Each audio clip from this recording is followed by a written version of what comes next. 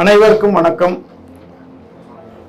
இந்த சபையிலே கூடியிருக்கும் சித்த மருத்துவ ஆர்வலர்கள் அத்தனை பேருக்கும், எனக்கு பின்னே பேசுவதற்காகவும் பேசி முடித்து அமர்ந்திருக்கும் சிறப்பு விருந்தினர்கள் அனைவருக்கும், இத்தகைய சிறப்பான ஒரு விழாவினை ஏற்பாடு செய்த ஏற்பாட்டாளர்கள் அனைவருக்கும் என்னுடைய நன்றியையும் வணக்கத்தையும் முதற்கென்று சொல்லி என்னுடைய உரையை நான் தொடங்குகின்றேன்.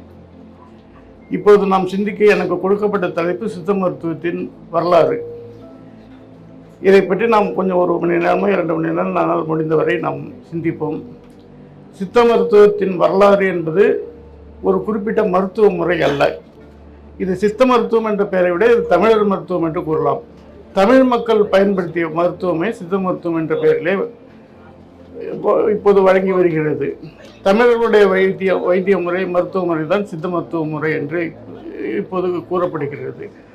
உண்மையில் இந்த சித்த மருத்துவம் என்பது தமிழ் மருத்துவம் என்று நாம் கூறுவதே சிறப்பானதாக இருக்கும். ஏனென்றால் தமிழினுடைய தோற்றத்திலிருந்து அதற்கு வரலாறு துவங்கியே விடுகிறது. மனிதர்கள் நம்ம ஆக்சுவலாக கூடி வாழ்ந்து உணவெல்லாம் உட்கொண்டு உணவை உற்பத்தி செய்ய ஆரம்பிக்கும் போதே அவர்களுக்கு நோய் என்பது தோன்றி விடுகிறது. நோய் ஏற்பட்டோம்னா உணவு அதிகமாக சாப்பிடும் போது அந்த மருந்த நாகரிகங்கள்லாம் வளரும் போது அவனுக்கு நோய் தோன்ற ஆரம்பிச்சு. எப்பெல்லாம் நோய் தோன்றிருக்குமோ அப்பெல்லாம் நமக்கு நோய் உணவு வரும்போது நமக்கு கூடவே நோய் வந்துருந்தது எல்லாருக்குமே தெரிஞ்சிருக்கும். அப்போ அந்த நோய்க்கு ஒரு விடிவு வருவதற்காகவும் நிவாரணத்துக்காகவும் நம்ம மருத்துவ முறையில் நம்ம ஆதி காலத்திலிருந்து தமிழர்கள் பயன்படுத்தியே வந்துட்டு இருக்காங்க. இப்போ நான் இங்கே சித்த மருத்துவ சிந்தனைகளை, சித்த மருத்துவ வரலாறு இதை பற்றி நம்ம பேச போகிறோம். அதை பற்றி நான் ஆரம்பிக்கிறதுக்கும் என்னை பற்றி சுருக்கமாக ஒரு அறிமுகத்தை நான் சொல்லிக்கிறேன். ஏன்னா நிறைய பேருக்கு என்னை பற்றி தெரியாமல் இருக்கலாம். என்னுடைய பேர் அண்ணாமலை சுகுமாரன்.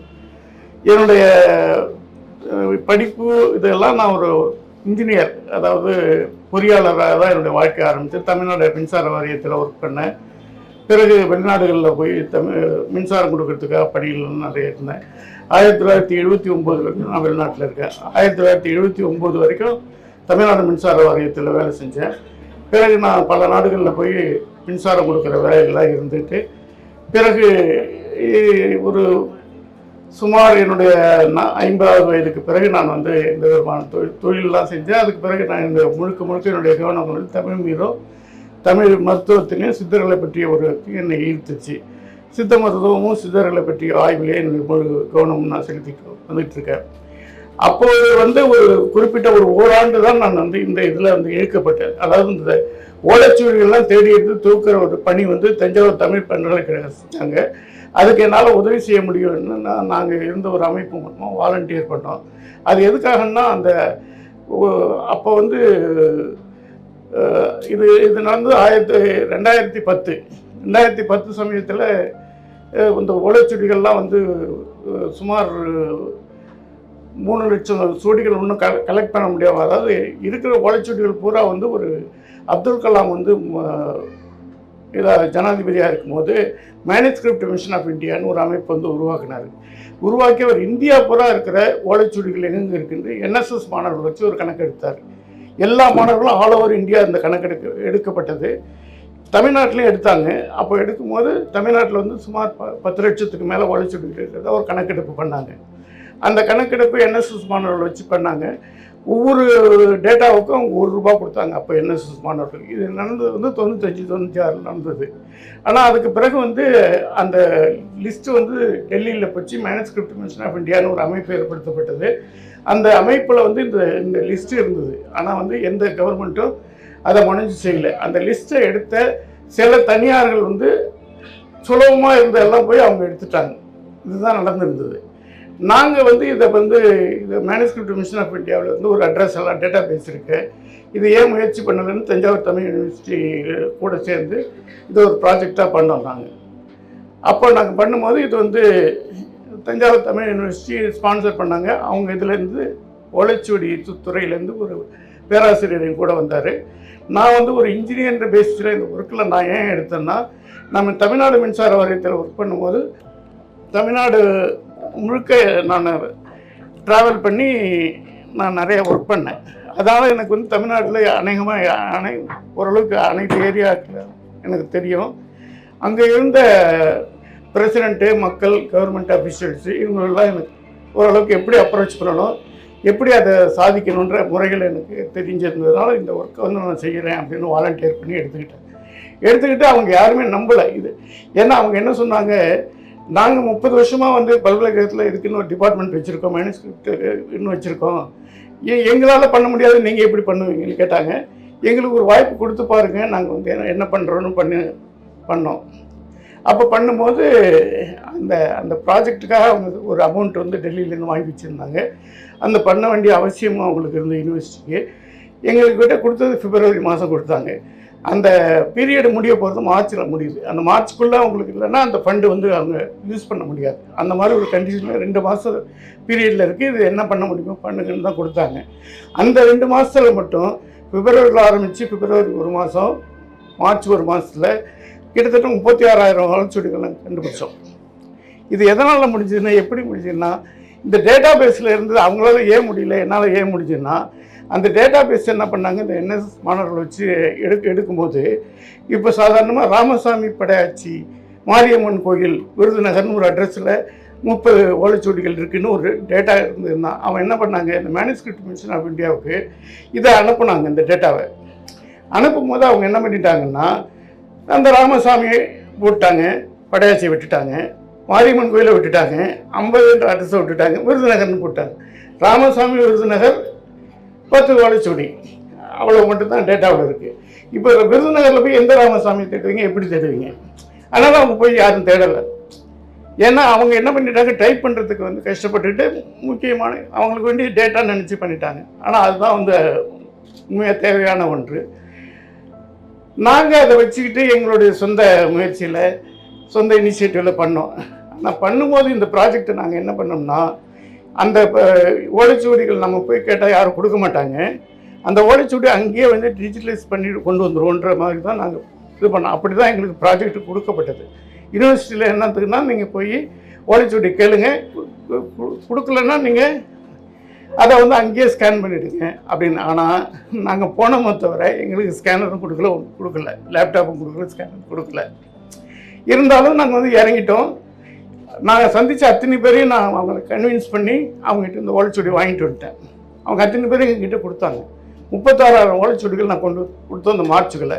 உடனே அந்த இது வந்து எக்ஸ்டெண்ட் பண்ணப்பட்டது. அந்த ப்ராஜெக்ட் உடனே மார்ச்லேருந்து திருப்பி எக்ஸ்டெண்ட் பண்ணி திருப்பி கொடுத்தாங்க, அந்த ஃபண்டு கொடுத்தாங்க. மீதி வந்து ஒரு 63,000 கிட்டத்தட்ட 1 லட்சம் ஏடுகள் நானும் என்னுடைய டீமும் கண்டுபிடிச்சோம். நான் சொல்கிறது என்னுடைய டீம். அந்த பேராசிரியர் வந்தார், அவர் தான் பிறகு ஹெச்ஓடியை மாறிட்டார். எங்கள் கூட வந்த பேராசிரியர் பின்ன அந்த துறைக்கு வந்து தலைவரானார். நாங்கள் அவர்கிட்டே ஒப்படைச்சாச்சு. நாங்கள் வந்து ஒரு பல்கலைக்கழகம் இதில் இருக்கும்போது அதை பற்றி ஆய்வு செய்ய வேண்டிய பணி அவங்ககிட்ட இருந்தது. அவங்க செய்வாங்கன்னு நம்பி தான் கொடுத்தோம். நான் இது வரைக்கும் செய்யலை. ஏன் செய்யலைன்ற அவங்க தான் சொல்லணும். ஆனால் இது நடந்தது 2010. இதற்கு பிறகு எனக்கு இந்த ஓலைச்சுவடிகள் பேர், சித்தர்கள் பேர் எனக்கு ஒரு ஈடுபாடு, ஈர்ப்பு வந்துடுச்சு. ஏன்னா என்னுடைய வாழ்க்கையில் பூரா நம்ம பார்க்கும்போது சித்த வைத்தியர்களும் சித்தர்களும் ஏதோ ஒரு வகையில் இன்ஃப்ளூயன்ஸ் பண்ணி கூட்டுகிட்டே போயிட்டுருக்காங்க, வழிநடத்துகிறாங்கன்ற நான் உணர்ந்தேன். ஏன்னா தமிழ்நாடு மின்சார வாரியத்தில் இருக்கும்போதும் நான் வந்து எல்லாருமே அலுவலகத்திலே உட்காந்து வேலை பார்ப்பாங்க. இன்ஜினியர்னால் வெளியே போக வேண்டிய அவசியம் இல்லை. ஆனால் நான் ஃபீல்டுக்கு போகணுன்னு ஆசைப்படுவேன். நிறைய புதிய ஊருக்கு போவேன், புதிய ஊர்களுக்கு மின்சாரம் கொடுத்தேன். இதேமாதிரி நூற்றுக்கணக்கான டிரான்ஸ்ஃபார்மர் அமைச்சேன், ஆயிரக்கணக்கான கம்பங்கள் நட்டேன். ஒரே நாள்லாம் 100 கம்பங்கள் நடணும்னு டார்கெட் நானே ஃபிக்ஸ் பண்ணிட்டு செஞ்சு காட்டினேன். இதெல்லாம் நானே செல்ஃப் டார்கெட்டை ஃபிக்ஸ் பண்ணிப்பேன். இந்த மாதிரி நிறைய சாதனைகள் பண்ணேன். ஒரே நாளில் 100 கம்பங்கள் நட்டு காமிச்சேன் ஒரு இடத்துல, ஒரு ஊருக்கெல்லாம். அப்படியெல்லாம் ஃபிக்ஸ் பண்ணிக்கிட்டே போனேன். அதுக்கப்புறம் நான் சவுதி அரேபியா போகிற என்டையராக நான் தான் கரண்ட் கொடுத்தேன், மின்சாரம் கொடுக்கறதுக்கு நான் பணிபுரிஞ்சேன். அதனால் என்னால் வந்து ஏதோ ஒன்று என்னை வந்து புஷ் பண்ணிக்கிட்டே இருக்கேன், ஏதாவது செய்யணும்ன்ட்டு. அப்போ இந்த ஓலைச்சுவடிகள் நான் தேடும்போது நான் எப்படி ஓலைச்சுவடிகள்லாம் வாங்கினேன்னா, அந்தந்த ஊருக்கு போய், இப்போ நான் முதல்ல சொன்னேன் இல்லையா, ராமசாமி விருதுநகர்னு கண்டுபிடிக்கணும்னா நான் போய் கேட்பேன், ராமசாமின்ற இங்கே யாராவது வைத்தியர் இருக்காங்களா, ராமசாமின்னு இங்கே தமிழாசிரியர் இருக்காங்களா, இந்த மாதிரி நாங்கள் தான் விசாரிப்போம். அதை எங்கே விசாரிப்போம்னா, லோக்கலில் இருக்கிற லைப்ரரியில் போய் விசாரிப்போம், போஸ்ட் ஆஃபீஸில் விசாரிப்போம், போலீஸ் ஸ்டேஷனில் போய் விசாரிப்போம். இப்படி அந்த ராமசாமியை கண்டுபிடிச்சிருவோம். இதெல்லாம் அவங்களுக்கு தெரியல எப்படி செய்யறது. நான் அதை மாதிரிலாம் செஞ்சேன். ஒவ்வொரு ஊருக்கும் ஒரு புது ஸ்ட்ராட்டஜி வகுப்பேன். இவரை எப்படி கண்டுபிடிக்கிறது நான் சொல்கிறேன். ஒரு கேஸு ஆனால் ஒரு ஊரில் போனால் நூற்றுக்கணக்கான அட்ரஸ் இருக்கும் எங்ககிட்ட. நான் சொல்கிறது விருதுநகர்னு சொன்ன விருதுநகரை சுற்றி ஏகப்பட்ட கிராமங்கள் இருக்கும். ஊர் கிராமங்களுக்கு போகணும், அந்த பர்டிகுலர் நபரை கண்டுபிடிக்கணும். கண்டுபிடிக்கும் போது நீங்கள் போகும்போது அந்த நபர் அங்கே இருக்கணும். இல்லைன்னு வச்சுக்கோங்க, நீங்கள் லேட்டாக போய் அந்த நபர் இல்லைன்னா அவங்க மனைவி வந்து சுலபமாக சொல்லிவிடுவாங்க, எங்கள் வீட்டுக்காரர் வந்தோடனே வாங்க அவர்கிட்ட பேசுவாங்க, இங்கே பேச வேண்டிய அவசியம் இல்லை, என்னால் ஒன்றும் செய்ய முடியாது. அப்போ அவர் இருக்கும்போது நம்ம போகணும், அல்லது நம்ம போகும்போது அவர் அங்கே இருக்கணும். நீங்கள் எத்தனை வீட்டுக்கு முதல்ல 10 மணிக்குள்ளே போக முடியும்? எவ்வளோ ஒரு 2 வீட்டுக்கு தான் போக முடியும். ஆனால் நாங்கள் போகும்போதெல்லாம் அவர் இருப்பார், வீட்டுக்காரரு எங்கள் கூட பேசுவார். அவரை கன்வின்ஸ் பண்ணுவோம். ஓலைச்சுவடி வாங்கிட்டு தான் வருவோம். ஏன்னா எங்களுக்கு வந்து கொடுக்கப்பட்ட எனக்கு ஒரு கார் கொடுத்தாங்க, டிரைவர் கொடுத்தாங்க, கூட ஸ்டாஃப் எல்லாம் வந்தாங்க.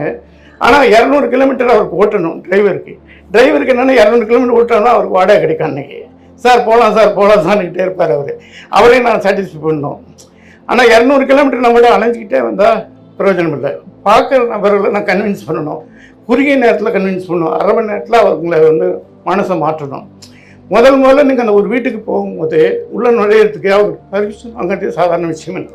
நீங்கள் போய் கதவை தட்டி ஐயா உங்கள் வீட்டில் ஓலைச்சுவடி இருக்கான்னு கேட்டிங்கன்னா ஒரே வார்த்தையில் இல்லைன்னு சொல்லிட்டு கதை முடிக்குவாங்க. அப்படி கேட்கவே மாட்டேன் நான். அப்படி கேட்டோம்னா உள்ளே நுழைய முடியாது.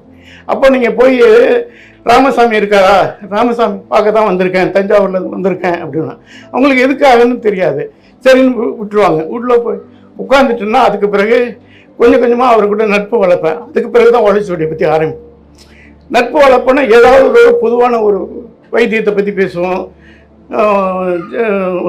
அஸ்ட்ராலஜியை பற்றி பேசுவோம், ஏதோ அவருக்கு எந்த சப்ஜெக்டில் இன்ட்ரெஸ்ட் இருக்கோ அதை பற்றி பேசுவோம். அப்போ அவர் கொஞ்சம் கொஞ்சமாக நெருங்கி வருவார். பிறகு இந்த ஓலைச்சுவடி ப்ராஜெக்ட் சொன்னோடனே அவரே சொல்லுவார், என்கிட்ட கூட 4 கட்டு இருக்குது சார், ரொம்ப காலமாக இருக்குது அப்படின்னு அவரே சொல்லுவார். அவர் வாயிலேருந்து இந்த வார்த்தை வரணும், அப்போ தான் நீங்கள் வெற்றி அடைவீங்க. நீங்கள் போய் உங்ககிட்ட இருக்க 4 கேட்டால் அவர் நிச்சயமாக இல்லைன்னு நான் சொல்லுவார். ஏன்னா அவருடைய சொத்தை நம்ம வாங்க வந்துருக்குன்னு தெரிஞ்சால் அவர் கொடுக்க மாட்டார். அப்போ முதல்ல அவரை நாங்கள் கன்வின்ஸ் பண்ணி அவர் வாயால் வரவழைப்போம். என்கிட்ட ஒரு 4 சோடி இருக்குது, நீங்கள் என்ன பார்க்குறீங்களான்னு கேட்பார். அப்புறம் பார்த்த உடனே கையில் வாங்குவோம். வாங்கின பிறகு அந்த ஓலைச்சுவடியை பிரித்து பார்ப்போம். பிரித்து பார்த்தா முனை உடைஞ்சிருக்கும், அது உடைஞ்சிருக்கும், எழுத்துக்கள் மறைஞ்சிருக்கும், இதெல்லாம் சொல்லுவோம். இந்த பாருங்கள், இந்த ஓலைச்சுவடி யார் வச்சுருந்தா, எங்கள் அப்பா வச்சுருந்தார், தாத்தா வச்சுருந்தாருன்னு சொல்லுவார். அப்பா வச்சுருந்தார், தாத்தா வச்சுருந்தாரு, இதை எடுத்து நீங்கள் பரன் மேலே போட்டி வச்சுருக்கீங்க. இப்போ பாருங்கள், நீங்கள் எடுத்து கொடுக்கறதுக்குள்ளே பாருங்கள், இந்த முனை உடஞ்சி போச்சு, எழுத்துக்கள்லாம் மறைஞ்சி போச்சு, இது தொட்டால் உடையுது. இப்படி வச்சுருந்து நீங்கள் என்ன பண்ண போகிறீங்க? இதை நீங்கள் வச்சுருக்கிறதுக்கு மேலே ஒரு பலன் எடுத்து கொடுத்தா அவங்க வந்து பாதுகாப்பாக வச்சுருப்பாங்க, இல்லை என்ன செய்திகள் இருக்குன்றது அவங்களுக்கு தெரியும் அப்படின்றத அவரை உணர வைப்போம். அதுக்கு பிறகு அவரே வந்து அந்த ஒத்துக்கிட்டு அதை கொடுக்க முன் வருவார். இப்படி அவரை கன்வின்ஸ் பண்ணி, ஏன்னா ஃபோர்ஸ் பண்ணியெல்லாம் வாங்க முடியாது. அவங்க வந்து மனமாற்றத்தை உண்டாக்கி அவங்ககிட்ட நம்ம வந்து அன்போடு தான் வாங்கிட்டு வரணும். நான் என்னென்னா, நான் யாரெல்லாம் ஓலைச்சுவடி வாங்கிக்கணும்னோ அத்தனை பேர் என்னுடைய நண்பர்கள்லாம் இன்னைய வரைக்கும் இருக்காங்க. அதான் என்னுடைய வெற்றின்னு நான் நினைக்கிறேன். ஏன்னா ஓலைச்சுவடி கொடுத்தாங்க, ஓலைச்சுவடி மட்டும் கொடுத்தா அவங்களுடைய அன்பியை சேர்த்து தான் கொடுத்தாங்க. உடனே என்ன சொல்லுவாங்க, நீங்கள் சாப்பிட்டு தான் போகணுன்னுவாங்க, சாப்பிட்டா தான் ஓலைச்சுவடி தரேன்னுவாங்க. சரின்னு சொல்லுவேன், வேறு வழி இல்லை. நிறைய கண்டிஷன் போடுவாங்க. போனோடனே எங்கள் வீட்டில் சாப்பிட்டு போனாங்க, மத்தியானம் ஓலைச்சுவடி வாங்கிட்டு போகலாம், இல்லைன்னா இல்லைன்னுவாங்க. அந்தளவுக்கு நெருங்கி வந்துடுவாங்க. ஆனால் டிரைவருக்கு இது பொறுக்காது. சார் சீக்கிரம் போகலாம் சார், சீக்கிரம் போகலாம் சார் அப்படின்னுவாங்க. ஏன்னா அவருக்கு அந்த 200 கிலோமீட்டர் டார்கெட்டை முடிக்கணும், அப்போ தான் அவருக்கு ரெண்ட்டு கிடைக்கும். அன்றைக்கி இது மாதிரி சிரமத்தோடு இவ்வளோதான் பண்ணி முடித்தோம். இப்போ நம்ம ஏன் ஓலைச்சுவடி தேடணுன்றதுக்கு வரேன். இந்த ஓலைச்சுவடியும் தேடணும், கொண்டு வந்து சேர்த்தோம், பல்கலைக்கழகம் படித்தாச்சு, இது ஒரு பார்ட்டு. பட் ஏன் ஓலைச்சுவடியில் தேடணும் அப்படின்னா, தமிழுடைய அறிவுச்செல்வங்கள் எல்லாமே ஓலைச்சுவடியில் ரெக்கார்டாகிருக்கு, பதிவு பண்ணப்பட்டிருக்கிறது. இப்போ எழுத்துக்கள் நமக்கு வந்து ஆரியர்கள் வந்தாங்க, அவங்கெல்லாம் இங்கே நம்ம கூட நுழையும் போது வேதத்தில் குறிப்புகள் இருக்குது. என்ன குறிப்புகள் இருக்குது? எழுத்தும் இங்கே தான் இருந்தது. அவங்க வரும்போது அவங்ககிட்ட எழுத்தே கிடையாது. அவங்க சொல்கிறாங்க ரிக்வேதத்தில் இருக்குது, இங்கே இருக்கிறவங்க பேசுகிறதெல்லாம் ஏதோ ஒரு வகையில் பதிவு பண்ணுறாங்க, ஏதோ ஒரு வகையில் பதிவு பண்ணுறாங்களாம் அப்படின்னு சொல்லியிருக்காங்க வேதத்தில். ஏன்னா அவங்களுக்கு அப்போ எழுத்தே கிடையாது, பேச்சு மொழி மட்டும்தான் இருந்தது. வேதத்தை ஏன் வந்து எழுதா கிழவின்னு சொன்னாங்க, வாயால் சொல்லணும்னா அவங்ககிட்ட எழுத்து கிடையாது. வேதத்தை வாயால் சொல்லி சொல்லி கடத்தப்பட்டது. அப்போயே எழுத்து இருந்தது. சிந்து வெளியில் அவங்க பார்க்கும்போது எழுத்து இருந்தது. அந்த சிந்து வெளியில் எழுத்து இருக்கும்போது சித்த மருத்துவம் அங்கே இருந்தது. இதை எப்படி சொல்கிறேன் அப்படின்னு, ஏன்னா வரலாறை பற்றி இப்போ நம்ம பேச போகிறோம். சித்த மருத்துவத்தின் வரலாறை பேசும்போது இந்தியாவுடைய வரலாறு, தமிழர்களுடைய வரலாறுன்னா எங்கே போய் நினைப்போம்? சிந்துவெளியிலேருந்து ஆரம்பிக்கிறது நம்ம மரபு. ஏன்னா நமக்கு இருக்கிற 5000 வருஷத்து பழமை எங்கேருந்து ஸ்டார்ட் ஆகுது? சிந்துவெளியிலேருந்து தான் ஸ்டார்ட் ஆகுது. ஆனால் இப்போ நமக்கு இன்னும் பலுக்கிஸ்தான் அங்கே இருந்து போய்கிட்டே இருக்கலாம். அதுக்கு முன்னாடி சிந்துவெளிக்கு முன்னே ஒரு நாகரிகம் இருந்தது. அந்த நாகரிகம் தமிழ் நாகரிகம் தான். எவ்வளோ நம்ம ஒன்றும் போக வேண்டிய தூரம் நிறைய இருக்குது. இருந்தாலும் சிந்துவெளியில் நம்ம வாழ்ந்த மக்கள் தமிழர்கள் அப்படின்றது இன்னைய வரைக்கும் நமக்கு உறுதியாக தெரியுது. நம்ம சொல்கிறோம், ஆனால் உலகம் ஒன்றும் ஒத்துக்க வேண்டிய காலம் விரைவில் சேரும். சிந்துவெளியில் நம்மக்கிட்ட டைரெக்டாக எவிடன்ஸ் கிடைக்கல. அதாவது சித்த மருத்துவத்தை அவங்க பயன்படுத்துனாங்கன்னு கல்வெட்டுகளோ வேறு உதவி கிடையாது. ஏன்னா சிந்துவெளியில் மன்னர்கள் இல்லை, கல்வெட்டுகள் கிடைக்கல. நமக்கு சிந்துவெளியில் என்ன கிடைச்சிது? ஒரு நகர நாகரிகம் இருந்ததுன்னு கிடைச்சிது. அந்த நகர நாகரிகம் என்ன சொல்லுதுன்னா, அவங்களுக்கு எப்படி ஆரோக்கியம் வாழணும்னு தெரிஞ்சிருக்கு. எப்படி தெரிஞ்சிருக்கு? அவங்க திட்டமிட்டு ஒரு நகரமைப்பு பண்ணியிருக்காங்க. அங்கே கைவினை இருக்குது, இது இருந்திருக்கு. வீட்டுக்குள்ளே சாக்கடை இருந்தது, ஊருக்கு வெளியில் சாக்கடை இருந்தது, குளியலறை இருந்தது, தொட்டிகள், குடிநீருக்கு தொட்டிகள் இருந்தது, எல்லா நகர அமைப்பு. அப்போ சுகாதார இது பூரா அவங்களுக்கு தெரிஞ்சிருக்கு. இவ்வளவும் சொன்னது எது இருக்குன்னா வைத்திய முறை. என்ன வைத்திய முறை அது? அதுக்கு பேர் தமிழர் வைத்தியம். தமிழர்கள் வந்து தமிழர் வைத்தியம் தான் அது. அப்போ சிந்துவெளியில் இருந்த நாகரிகமும் அந்த நகர அமைப்பும் இவங்களுடைய ஆரோக்கியத்தின் அறிவை எடுத்துக்காட்டுது. அதற்கு பிறகு நம்ம வரலாறுன்னு எடுத்துக்கிட்டோம்னா, சிந்துவெளியில் ஆரம்பித்ததுக்கு பிறகு நமக்கு அசோகர் தான் வருவார். ஏன்னா நமக்கு கிடைச்ச எவிடன்ஸ் அப்படி தான். சிந்துவெளிக்கு பிறகு நமக்கு என்னன்னா அசோகருடைய கல்வெட்டில் இருக்குது. என்ன இருக்குது? அசோகர் சொல்கிறாரு, இங்கே அவரால் தமிழ்நாட்டில் மட்டும் எதுவும் பண்ண முடியல, தமிழ்நாட்டுக்கு பூரா அவர் எதுவும் பண்ணலை, தமிழ்நாட்டை தவிர வெளியில் போட்ட எதிராரு நாங்கள் மக்களுக்கும், அதாவது மக்களுக்கும் பிராணிகளுக்கும் தனித்தனியே மருத்துவ சாலைகள் அமைத்தார் அப்படின்னு இருக்குது. யார் அமைத்தார்? அசோகர் அமைத்தார் அப்படின்னு அவருடைய கல்வெட்டில் இருக்குது. அப்போ பிராணிகளுக்கும் மருத்துவம் பார்த்துருக்காங்க, மக்களுக்கும் தனியாக பார்த்துருக்காங்க. அந்த மருத்துவ முறை சிந்துவெளியில் இருந்த மருத்துவ முறை தானே அசோகரை ஃபாலோ பண்ணியிருக்கணும். அப்போ எந்த மருத்துவ முறை? தமிழர் மருத்துவ முறை. இந்த தமிழர் மருத்துவ முறையை நான் ஏன் சொல்கிறேன்னா, எல்லா நாகரிகமான ஒரு சமுதாயத்துக்கும் ஒரு குறிப்பிட்ட ஒரு மருத்துவ முறை ஆப்பிரிக்காவில் இருக்குது, மெசபடோமியாவில் இருக்குது, ஈஜிப்டில் இருக்குது, எல்லாத்துக்கும் ரோமாபுரியில் இருக்குது. எல்லாத்துக்கும் தனித்தனியாக ஒவ்வொரு மருத்துவ முறை இருக்குது. ஆனால் எல்லா மருத்துவ முறைக்கும் இல்லாத ஒரு வித்தியாசமான ஒரு அமைப்பு என்னென்னா சித்த மருத்துவத்தில் இருக்குது, அதாவது தமிழ் மருத்துவத்தில் இருக்குது. அது என்னென்னா, இது ஒரு தத்துவார்த்தமான முறை. இதில் வெறும் மருந்து கொடுக்கறதெல்லாம் கிடையாது. தழையை பாரு, வேறு பாரு, மிஞ்சி போனால் என்னத்தை பார்க்கணும், பற்பம் பாரு, செந்தூரம் பாரு அப்படி. நம்ம தழையும் வேறையும் மட்டும் பார்க்கல. பற்பம் செந்தூரம்ன்றது நம்ம பாஷாணங்களையும் உலோகங்களையும் நமக்கு மருந்தாக்க தெரியும். இதை தெரிஞ்ச இனம் தமிழர் மட்டும்தான், வேறு யாருக்கும் தெரியாது. தமிழருடைய தனி சிறப்பு, தமிழ் மருத்துவம் தனி சிறப்பு வெறும் தரையினுடையோ அதில் மரத்துலையோ பயாலஜி மட்டும் கிடையாது, செயற்கையாக எல்லாமே செய்ய தெரிஞ்ச ஒரு இனம் தமிழ் இனம். அவங்களுக்கு எல்லா பாஷாணங்களையும் மருந்தாக்க தெரியும், எல்லா உலகங்களையும் மருந்தாக்க தெரியும். அத்தனையும் தெரிஞ்ச ஒரு இனம் தமிழினமாக இருந்தது. அதுதான் தமிழ் மருத்துவம், அதுதான் சித்த மருத்துவமாக இருந்தது. அந்த சித்த மருத்துவத்தில் எனக்கு கொஞ்சம் உடல்நிலை சரியில்லை. நான் வெளியில் பேசி பல வருஷங்கள் ஆயிடுச்சு, 5-6 வருஷம் நான் வெளியில் பேசுகிறதில்ல. அதனால் கொஞ்சம் இடர்பாடுகள் இருக்குது. அதாவது கேஸ் எனக்கு இதாகுது, ஃப்ளூயன்சியை தடுக்குது. அப்பப்போ நான் தண்ணி குடிச்சிட்டேன்னு சரியாயிடும். அதனால் எனக்கு அளவு பண்ணுங்கள், ஒரு நிமிஷம் 2 நிமிஷம் அப்பப்போ. இப்போ சித்த மருத்துவம், அதாவது தமிழர் மருத்துவத்தினுடைய வரலாறுன்னு சொல்லும்போது நம்ம அசோகர் வரைக்கும் வந்துட்டோம். சிந்துவெளியை பார்த்துட்டோம், அசோகரை பார்த்துட்டோம். அசோகருக்கு பிறகு என்னென்னு பார்க்கும்போது நமக்கு தமிழ்நாட்டுக்கு வந்துட வேண்டியது தான். தமிழ்நாட்டில் வரும்போது சிந்துவெளிக்கு பிறகு ஆதிச்சநல்லூர் இருக்குது, கீழடி இருக்குது, இதெல்லாம் இருக்குது. இப்போது இன்னுமே சிந்துவெளியில் சொல்லாத ஒரு விஷயம் என்னென்னா, சிந்துவெளியில் சில இடங்களில் மண்டை ஓடுகள் கிடைச்சிது. அந்த லோத்தல், அந்த கலிபங்கா, அந்த இடத்துல மண்டையோடுகள், மனித மண்டையோடுகள் கிடைச்சிது. மண்டையோடுகளில் குறிப்பிட்ட எல்லா மண்டையோட்டையும் சில ஓட்டைகள் இருந்ததுக்கு. அந்த ஓட்டைகள் மனிதர்களால் செய்யப்பட்ட ஓட்டைகள். மண்டையோட்டில் ஓட்டை போட்டு அவங்க வைத்தியம் பார்த்துருக்காங்க. யார் பார்த்துருக்கா? சிந்துவெளியில் வாழ்ந்த தமிழ் மக்கள். இப்போ வந்து நான் சிந்துவெளியில் வாழ்ந்தவர்கள் தமிழ் மக்கள்ன்ற எந்த சந்தேகமும் இல்லை. இப்போ ஒரு தியரி என்ன சொல்கிறாங்கன்னா, சிந்துவெளி முடிஞ்சு அங்கே இருக்கிற மக்கள் தான் இங்கே வந்தாங்கன்னு சொல்கிறாங்க. ஆனால் நம்ம தியரி என்னென்னா, இங்கேருந்து குமரிக்கண்டம் முடிஞ்சதுக்கு பிறகு தான் அங்கே போனாங்கன்றது தான் நம்ம தியரி.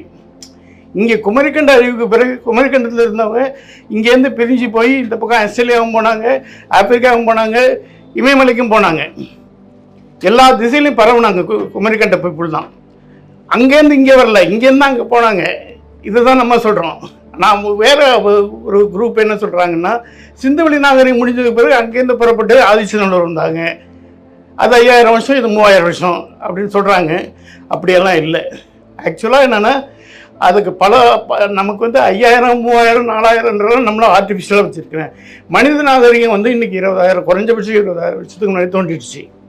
அதில் ஒன்றும் எந்த விதமான சந்தேகமே இல்லை. ஆனால் நம்ம வந்து நம்மளே வந்து ஆர்டிஃபிஷியலாக ரெஸ்ட்ரிக்ட் பண்ணிக்கிறோம். 5000 வருஷத்தை தாண்டி நம்ம பிரியப்படவே இல்லை எங்கேயுமே. 8000 வருஷத்துக்கு வேறு வழி இல்லை அப்படின்னு ஈஜிப்டை வந்து சொல்கிறோம், மெசபடோமியாவை சொல்கிறோம். ஆனாலுமே ஏன்னா எவிடன்ஸ் வந்து நம்மளை ஃபோர்ஸ் பண்ணுது அவங்கள ஒத்துக்க சொல்லி. ஆனால் அதே எவிடன்ஸ் இப்போ அதிகமாக ஃபோர்ஸ் பண்ணிக்கிட்டே இருக்குது.